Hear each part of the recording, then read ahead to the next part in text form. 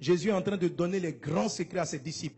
Il leur dit, quand vous priez, dites Père. Amen. Quand on te dit, quand tu pries, il faut dire Père, ça veut dire qu'il ne faut pas dire autre chose. Les disciples qui savaient déjà prier ont posé la question à Jésus, apprends-nous à prier. Et Jésus leur a donné son secret à lui. Pourquoi? Parce que les Juifs, eux, lorsqu'ils priaient, voilà ce qu'ils disaient. Ils disaient le plus souvent, Éternel, mon roi, oh Yahvé Jireh, El Shaddai. Ils disaient tout ça. Maintenant, Jésus vient leur dire, quand vous priez, dites Père. Est-ce qu'on est ensemble? Ça ne veut pas dire qu'il ne faut pas dire Dieu. Ça ne veut pas dire qu'il ne faut pas dire l'Éternel. L'Éternel, c'est Dieu. Yahvé Jireh, c'est le Dieu qui pourvoit. Tout ça, c'est bon. Mais si tu veux que ça marche plus, il faut choisir de dire Père. C'est-à-dire, un chrétien, lorsqu'il prie en disant Père, a plus de résultats qu'un chrétien qui prie Dieu en disant Oh Dieu. Est-ce qu'on est ensemble? Parce qu'il y a quelqu'un, son cœur a commencé à discuter, dire bon. Mais c'est pour ça qu'il y a des problèmes. Dieu ne t'exauce pas au-delà de tes attentes. Parce que quand toi tu pries, oh Éternel, mon Dieu, mon roi. Pourquoi Jésus dit quand vous priez, dites. Tu vois la forme impérative. Il n'a pas suggéré une expression. C'est un ordre. Faut dire. Si tu veux que ça marche, dis. Dis avec moi, papa. Amen. De quoi suis-je en train de parler? Il faut que vous saisissiez cela. C'est tellement important. On améliore l'efficacité de ces prières en faisant ce que Jésus-Christ nous demande de faire. Et Jésus dit, favorisez l'expression Père. Parle à Dieu comme étant ton papa. Pourquoi? Parce que tout ce que tu veux, comme le nom de Dieu, c'est le nom que Dieu a pour toute la terre. L'Éternel, c'est le Dieu de tout le monde. C'est le Dieu qui a tout créé. En arabe, on va dire Allah. Tout ça, ce n'est pas mauvais. Mais la Bible dit que lorsque tu as donné ta vie à Jésus, ce Dieu qui a tout fait est ton papa. Vous savez, Dieu est le Dieu de toute la terre. Tous les humains sont à lui. Il est leur créateur, mais il n'est pas le père de tous les humains. À ce titre-là, tous les humains peuvent s'adresser à Dieu et Dieu les écoute. Parce qu'un roi ou un chef d'État doit écouter tout le monde. Même si tu n'as pas voté pour lui aux élections, il est censé écouter tes vœux et puis faire de son mieux pour répondre à tes besoins. Mais si tu es son fils, ça change. Tu passes à un niveau de réponse de la part de ton père beaucoup plus grand qu'à un niveau de concitoyen. Dieu dit quand vous priez, ne priez pas en vous considérant comme des concitoyens. Priez votre papa. Si vous arrivez devant la présidence et puis vous dites, j'aimerais rencontrer le président de la République. Est-ce que vous savez qu'on ne va pas vous conduire à son bureau? Maintenant, imaginez le fils du président. Il n'y a pas toutes ces règles. Quand il arrive, je veux voir papa. Quand il a prononcé le mot, je veux voir papa. La secrétaire dit, hey, il est dans le bureau ou bien il est occupé. Elle ne peut pas te dire, prends rendez-vous. Elle n'a aucun pouvoir sur toi. Quand vous êtes fils, vous êtes prioritaire. Vous n'êtes pas tout le monde. Jésus dit, il y a des anges sur le chemin de votre prière. Mais quand vous priez, il faut que les anges sachent que ce n'est pas un humain normal qui prie. C'est le Fils de Dieu qui parle. Quand tu as donné ta vie à Jésus, Dieu t'a donné ce privilège. Tu dois dire, mon papa.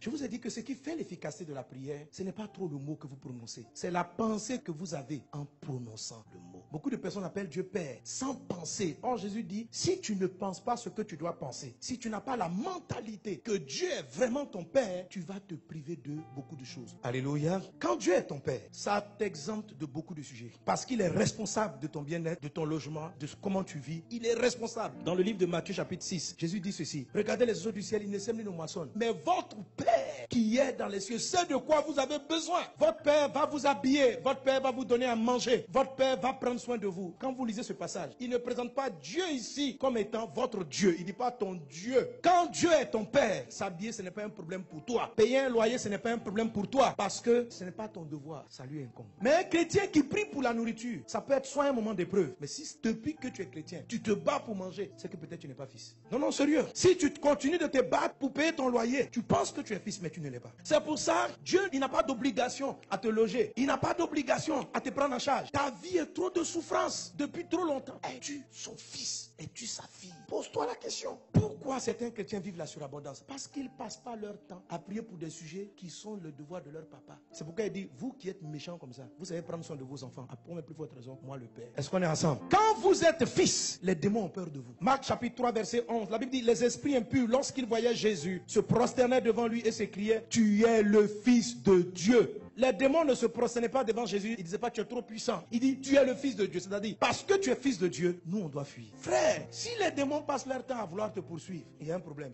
Être fils, c'est trop puissant. Ça t'évite de passer des heures dans des combats spirituels inutiles. Toi, toute ta vie, c'est chasser des démons seulement. Il y a 2 ou 3 démons qu'il faut toujours tailler, ça c'est de temps en temps. Mais quand même, toute ta vie, chasser les démons. Après, tu es épuisé. Tu ne peux pas prier pour les vrais sujets. Est-ce qu'on est ensemble? Et même certains dont Dieu est vraiment le Père, Satan va tout faire pour que vous doutiez que Dieu est votre Père. Parce qu'il sait que si tu n'es pas conscient, tu n'auras pas de certaines attentes en ce qui concerne ta santé. Tu vas trouver normal, par exemple, d'être malade. Tu vas trouver que c'est une épreuve d'avoir des loyers impayés pendant 10 ans de ta vie. Dès l'instant où tu n'admets pas, tu peux être la fille de Dieu, mais tu n'en es pas conscient. Il y a trop de choses que tu vas tolérer dans ta vie qui sont anormales. Quand Satan est venu tenter Jésus, dans 2 des tentations sur les 3, il était en train d'essayer de faire douter Jésus de qui est son Père. Il dit ceci: si tu es le Fils de Dieu, transforme cette pierre en pain. En quoi est-ce qu'un caillou qui devient du pain fait de moi un fils ou fait que je ne suis pas fils? Qu'est-ce que ça a à voir? Ça n'a rien à voir. Si Jésus transformait la pierre en pain, il venait dans son cœur de douter parce qu'il voulait se prouver qu'il était fils de Dieu en faisant un miracle. Quand Satan vient te tenter, la première tentation, ce n'est pas de te tenter pour que tu commettes l'impudicité ou l'adultère. C'est de te faire douter de qui tu es en Christ. Et beaucoup de chrétiens sont affaiblis, ont une vie chrétienne passable, médiocre, ont trop de problèmes qui ne sont pas résolus parce que cette première tentation du diable a fonctionné avec eux. Ils ne savent plus qui ils sont réellement. Et quand vous ne réalisez pas, vous êtes vaincu. Déjà, vous avez perdu 80% de la bataille. C'est pourquoi c'est la toute première tentation. Il n'a pas dit, oh, il faut commettre impudicité. Non. Il n'a pas dit, ah, il faut mentir. Il faut douter de qui tu es. Si tu as fait ça, je prends le contrôle. Quand il a attaqué Adam et Ève, c'était pareil. Dieu dit, je vous ai créé à mon image. Si vous mangez de ce fruit, vous allez devenir comme des dieux. Les gens sont déjà comme Dieu. Et donc pourquoi Ève a mangé le fruit? Parce qu'elle voulait devenir ce qu'elle était déjà. Le péché est venu de là. Alléluia. Ça veut dire quoi, fils de Dieu? Jean chapitre 5, verset 18. À cause de cela, les Juifs cherchaient encore plus à le faire mourir. Non seulement parce qu'il violait le sabbat, mais parce qu'il appelait Dieu son propre Père. Dire que Dieu est ton propre Père, ça fait quoi? Ça signifie que toi et Dieu, vous êtes égaux. Amen. Il y en a ça gêne. Oh, je suis là, je serai égal à Dieu. Égal à quoi? À qui? À Dieu. Oui, tu es égal à Dieu. C'est pas parce que c'est un heureux qu'il a dit. C'est ta propre Bible. C'est même pas une interprétation du texte. C'est ce qui est écrit littéralement. Dire qu'on est fils de Dieu, ça signifie qu'on est égal à Dieu. Égal à Dieu, ça ne veut pas dire que tu es Dieu. Ça signifie que vous êtes de la même espèce. De quoi s'agit-il en fait? C'est très simple. Si quelqu'un vient te dire, ma chienne a mis bas, est-ce que la question que tu poses, ah bon, c'est un oiseau ou c'est un chat? Est-ce que c'est la question que tu poses? Tu vas te demander, est-ce que c'est femelle ou c'est mâle? Mais pour ce qui est de l'espèce, la question ne se pose pas. Est-ce qu'on est ensemble? Toutes les créatures que Dieu a mises sur la terre ne sont pas les fils de Dieu. Dieu a créé les anges. Les anges ne sont pas ses fils. Il y a une différence entre engendrer et puis créer. Vous êtes des fils parce que vous avez été engendrés. C'est-à-dire que vous êtes des dieux. J'avais dit vous êtes tous des fils du...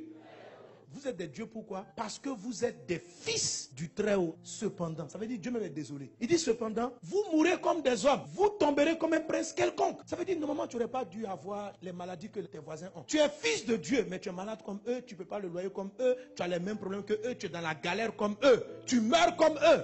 Pourtant, je t'ai dit, tu es mon fils. Ta vie a trop de souffrance. Que Dieu t'aide à être fils.